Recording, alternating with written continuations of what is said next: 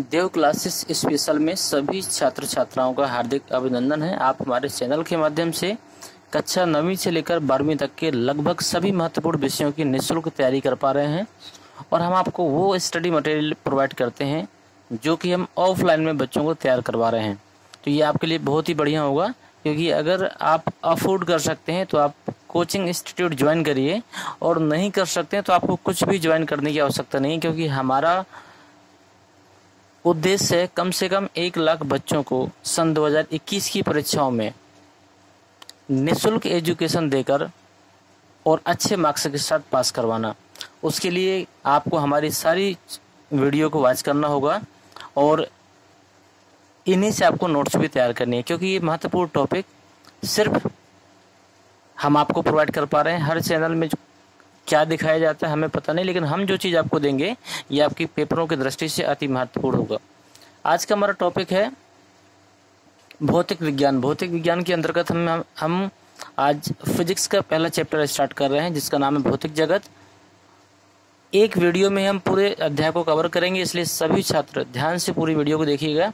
और special Mahoba district के सभी बच्चे, महोबा जिले के सभी बच्चे इस वीडियो को अधिक से अधिक दोस्तों तक शेयर करें, ताकि सभी लोग इसको सब्सक्राइब करके इस चैनल को ग्रो करने में हमारी सपोर्ट करें, क्योंकि हम भी सपोर्ट आपको करेंगे निःशुल्क एजुकेशन देने में, क्योंकि ये आपके ही एरिया के आपका अपना चैनल है। देखते हैं आज के सब्जेक्ट में क्या है। देखिए, सबसे पहली बात होती है भौतिकी की। पहले बात हम विज्ञान की कर लेते हैं। विज्ञान की आपकी 3 शाखाएं होती हैं, एक भौतिक विज्ञान, एक रसायन विज्ञान और एक जीव विज्ञान। ये 3 शाखाएं होती हैं। तो रसायन विज्ञान में आप रासायनिक पदार्थों का अध्ययन करते हैं, जीव विज्ञान में आप जीवों का अध्ययन करते हैं और बॉटनी में आप पेड़ पौधों का अध्ययन करते हैं। लेकिन भौतिक विज्ञान में क्या होता है उसको हम यहाँ देखेंगे। तो सबसे पहले हम भौतिकी क्या है ये देख लेते हैं।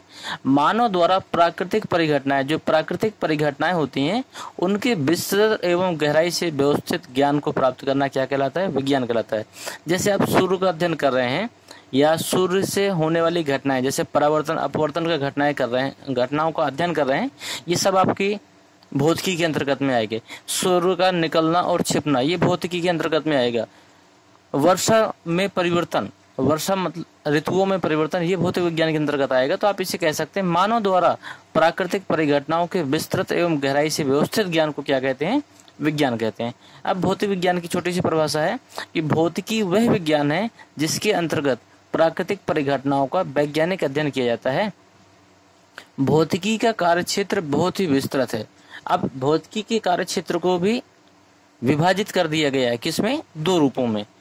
सबसे पहला चीज क्या है? भौतिकी के स्थूल प्रभाव, और दूसरा है भौतिकी के सूक्ष्म प्रभाव। अति महत्वपूर्ण चीज है, ध्यान से देखिएगा। सूक्ष्म का मतलब होता है जिसे हम महसूस कर सकें, और स्थूल का मतलब होता है इसके अंतर्गत कई चीजें होंगी। तो सबसे पहले हम देख लेते हैं इसके बाकी प्रभावों को।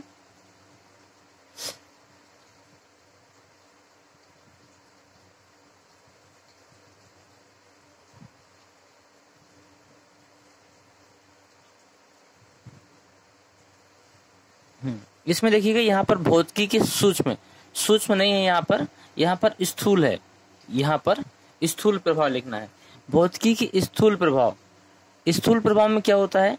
इसके अंतर्गत पार्थिव तथा खगोलीय स्तर की घटनाएं सम्मिलित होती हैं। पार्थिव और खगोलीय स्तर की घटनाएं सम्मिलित होती हैं। जैसे यांत्रिकी किसके अंतर्गत आती है? यांत्रिकी आती है आपकी स्थूल प्रभाव के अंतर्गत। स्थूल में क्या अध्ययन करते हैं? इसमें हम ठोस, द्रव तथा गैस के नियमों का अध्ययन किया जाता है, और इसमें रॉकेट नोदन होता है ना, रॉकेट को स्टार्ट करने के लिए, और पिंडों की साम्यावस्था एवं उनकी गति का अध्ययन किया जाता है।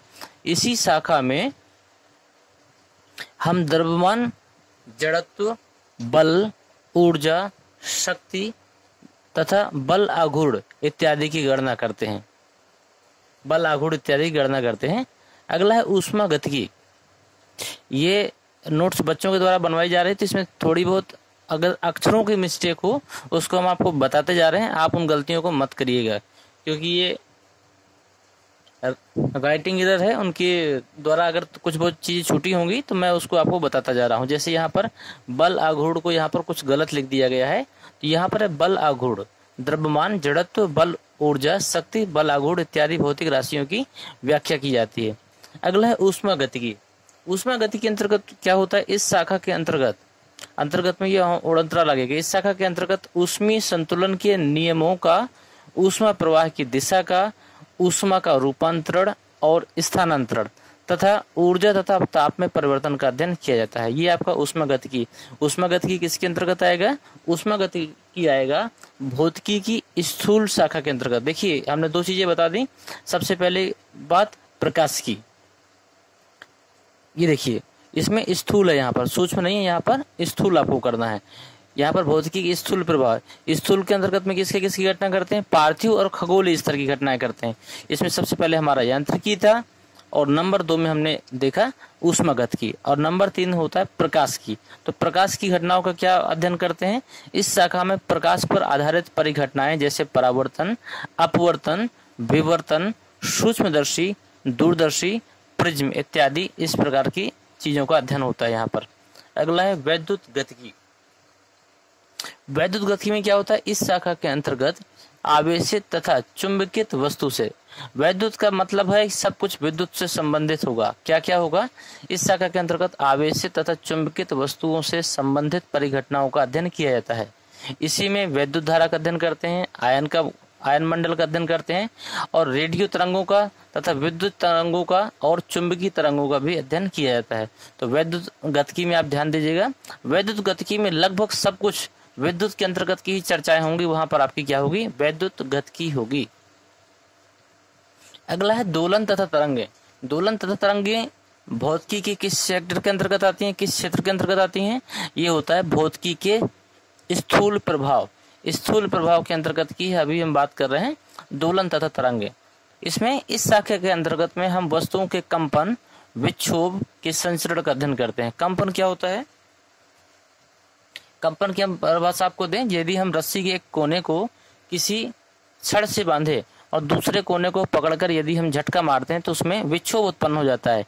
यदि आप किसी तालाब में पत्थर फेंके तो उसमें एक सर्कल मतलब गोले टाइप में बन जाते हैं, और ये लगातार गोले एक दूसरे को आगे बढ़ाते हुए आगे बढ़ते हैं।